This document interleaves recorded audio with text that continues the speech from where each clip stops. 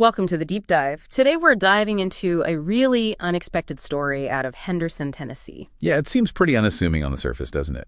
But our sources, well, they paint it as this nexus point for a major legal and spiritual clash. Exactly. We're looking at Ambassador Josiah Holtum's clairvoyant vision synthesis. We've got court filings, these prophetic letters. Quite the mix. And the core of it is how this lawsuit, which the U.S. District Court basically threw out as patently frivolous. Right. How Holtum saw that as this huge challenge to secular authority, even potentially like a blueprint for changing everything. So our mission today is really to unpack that, to pull out the key ideas from his narrative and see how, local stuff can apparently mirror these big universal principles. Okay, so where does this grand vision actually start? Not with some mountaintop revelation, right? No, not at all. It starts very personally. Haltom's alleging excessive force by the Henderson police against his elderly mother and his wife's property being seized. Pretty grounded stuff.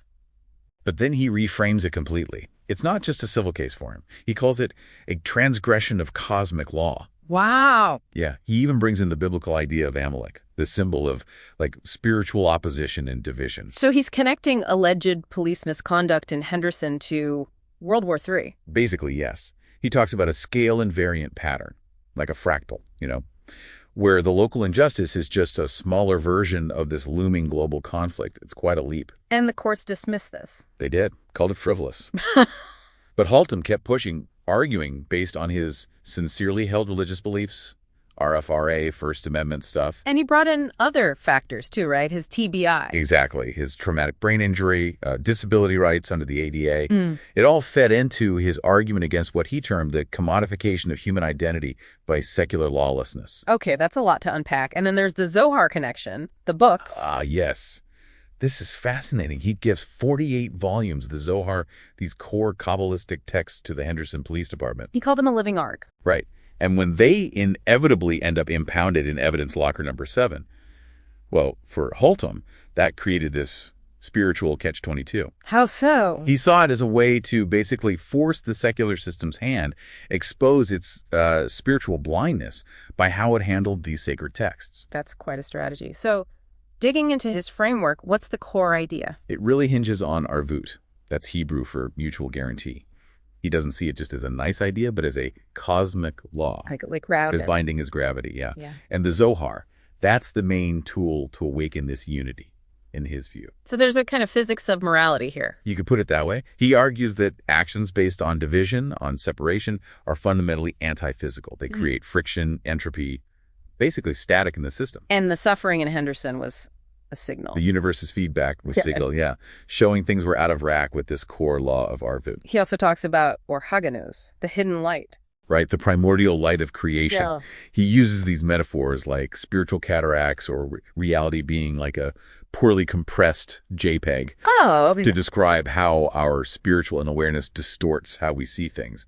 And Citra Archa, usually seen as this demonic force, he reframes it. As what? As just manufactured drama, no actual resolution, like modern noise, these empty shells obscuring what's real. And this relates to mind control programming. Is he talking conspiracies? Not necessarily like a specific group pulling strings. Yeah. More like a constant, subtle drip, drip, drip of information that encourages separation. Even with all our connectivity. Especially with that. He thinks our digital connection is being, exploited to actually create more division. It's a point worth considering, how we process all this information. Okay, so back to Henderson. Does any of this actually happen, according to the narrative? Well, the narrative describes this turning point, Mayor Bell's night of reckoning.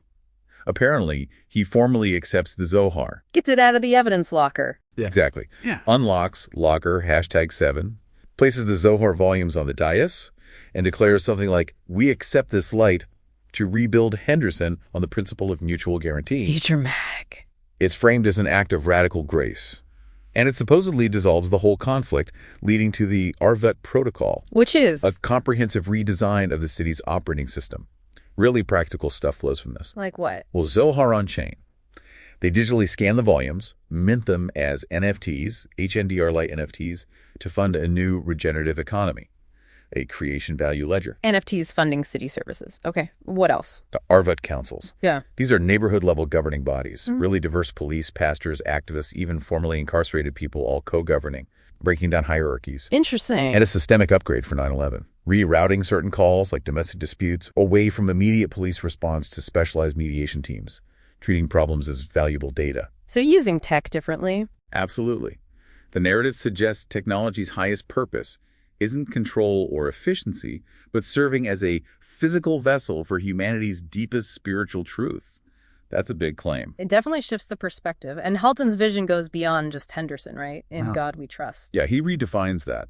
Not about money, but a spiritual or metaphysical understanding of value. So, eternal value is possible, moving beyond scarcity. Which ties into the rapture of the state. Right, but not a religious event. It's described as a profound, collective transformation of the state itself, moving away from adversarial systems towards unified, cooperative oneness. Sounds a bit like resource-based economy ideas, maybe. Peter Joseph, Jacques Fresco. There are definitely echoes. And deep ecology, too. Anything aiming to get past this illusion of scarcity. And he coined a term for this transformation. Remembrance. It's a bit unusual. We owe one plus our one victory, capturing that sense of collective triumph. And the outcome described is pretty utopian. Oh, yeah. Laughter explosions into spontaneous cooperation worldwide, manufactured outrage just dissolving. He talks about Year O like an immediate consciousness shift. And Project Lazarus. That's framed as humanity's collective spiritual resurrection. Yeah. Shaking off the grave clothes of fear and ignorance. The core message seems to be, you're already won, now let's go win the rest of it. Wow. Okay, so we've gone from a dispute in Tennessee to, well, a potential global awakening.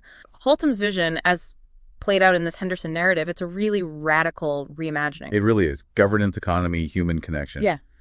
It touches everything. Yeah. And it pushes this idea that truth isn't just out there somewhere, but something you uncover and embody inside yourself. It's a challenging story. So the final thought maybe is this. If, in this narrative, a local conflict can somehow become a blueprint for global change by trying to align with cosmic law, what kind of hidden potential, what wisdom might be sitting right there in the seemingly ordinary stuff in your own life if you just maybe learn to look at it differently with new eyes? Open the disclosure eyes.